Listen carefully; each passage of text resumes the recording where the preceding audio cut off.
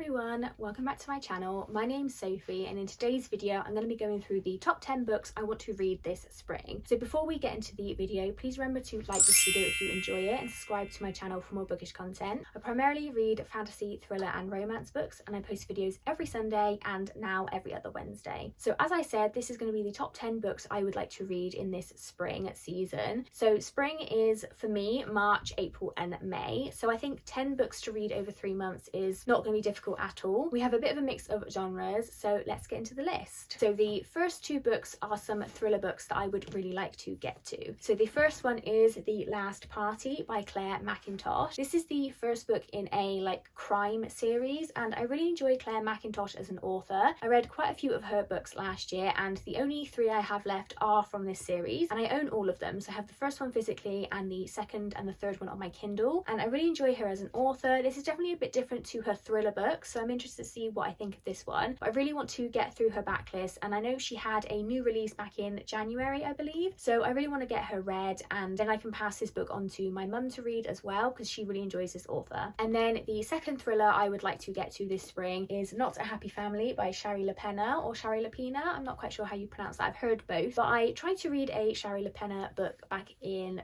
February last year and I DNF'd it, and then I tried her again back in I think maybe December 2025 and I really enjoyed it, so I want to give this one a go. I bought this at 66 books for £2, so I think I'll give this one a go and decide if this author is for me or not. I think 2 books is, or maybe 3 books is a good way to decide, but I want to know if she's an author that I'm interested in reading and then go about finding her backlist and working through it. So to be honest with you, I don't really know what this one is about. Same with The Last Party. I quite like with my thrillers not to go in knowing too much about them. Obviously I read the synopsis at the time of buying them, but I don't reread the synopsis before I read them. I like to go in not knowing too much about them. And there's definitely going to be more thrillers that I get read this spring season, but those are the main 2 that I would like to prioritize. Okay, so then we have a couple of romance books. So the first one is Keeping 13 by Chloe Walsh. This is the second book in the Boys of Torment series. I recently read Binding 13, the first book in this series, and I really enjoyed it. I didn't love it as much as everyone else seems to. It was a 4-star read for me, but I'm definitely intrigued to carry on with this series and I would like to make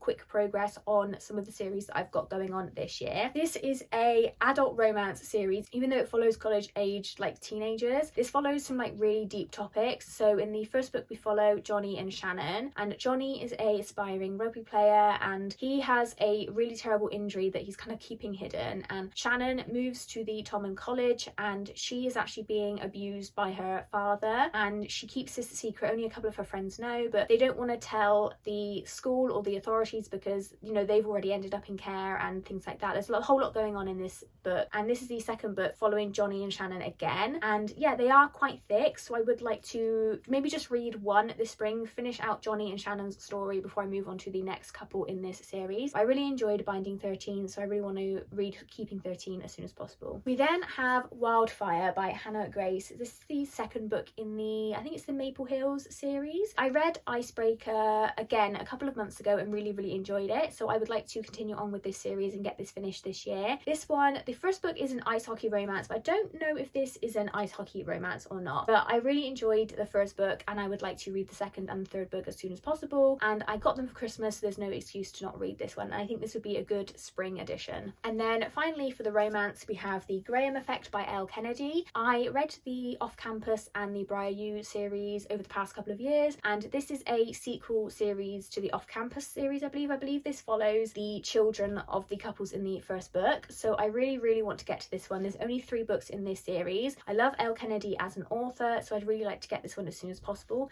This is a bit on the thicker side for an Elle Kennedy book, but I'm interested to see where we go with this one and just what all the hype is about really, so I would like to get Elle Kennedy's backlist completed as soon as possible. Okay, then we have some, I guess, not fantasy, not romance, not thriller. These are kind of 2 books that I don't really know what category they fit in. Maybe literary fiction, I'm not sure. But the first one we have is Atalanta by Jennifer Saint, and this is a Greek retelling, I believe. I have read a couple of Jennifer Saint books before. I have read Ariadne and Electra, and Ariadne was a 5-star read for me. Electra was a 4-star, still really good, so I would really like to see what I think of this one, and I have had this since it came out. I think I pre-ordered this. Yes, I think I've had this since 2023 or 2024, so I really need to get to it. I also have I think Hera by Jennifer Saint, so I really need to crack on with the backlist of this author and get them read because I really do enjoy a Greek retelling. I just don't read them all that often, but when I do, I really enjoy them. So I think I need to prioritize them a bit more, which is why this one is on the list. And then we have The Women by Kristen Hannah. Now, I have read a few Kristen Hannah books, especially recently, and I really enjoyed them all. This is the next book of hers that I would like to read, and I think I've got it coming in an upcoming video. There's no excuse to not read this one. I don't really know too much of what this one is about. Again, with Kristen Hannah, I kind of like to go in not really knowing too much about them, and I think that really engrosses me in the story a lot more and makes more of an emotional impact for me. So this one is priority for spring. And then we have 3 fantasy books to read. So the first one is Carving Shadows into Gold by Bridget Kemmerer. This is the second book in the Forging Silver into Stars series. I have read the first one, and I'm doing a series reading vlog for this one. It's actually part of my reread and resume series that I am doing. So I would like to get to the second and the third book, but I'm going to put the second one on this list because I'm definitely going to get that one read soon. But this is a spin-off series to the Curse So Dark and Lonely series, which was really popular back in like 2019-2020, which is a Beauty and the Beast retelling, and personally I really enjoyed that series, and I've been excited to read the sequel series. I read the first one when that first came out in 2022, and we've had a bit of a gap between the second and the third book, so I would really like to get this series done as soon as possible. And then we actually have 2 books by the same author. So we have The Strength of the Few by James Islington. This is the second book to the Will of the Many series. Now, this is a very chunky book, but I would like to get this one read as soon as possible so that I am caught up on this series. I'm not sure if we're going to get book 3 this year or if it'll be early next year. I don't want to get spoiled for this book. Everyone's reading it, everyone's loving it, so I want to read this as soon as possible so that I can know what happens and not get spoiled. And then, because I've really enjoyed what I have read of James Islington so far,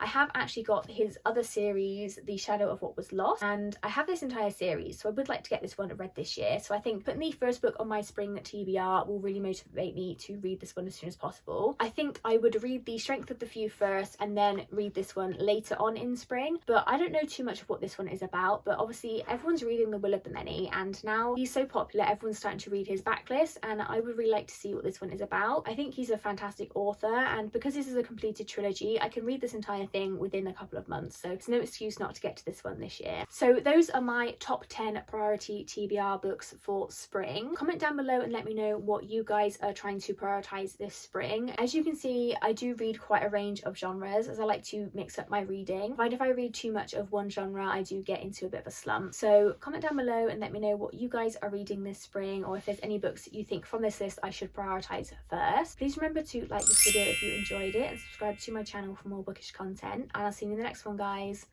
Bye!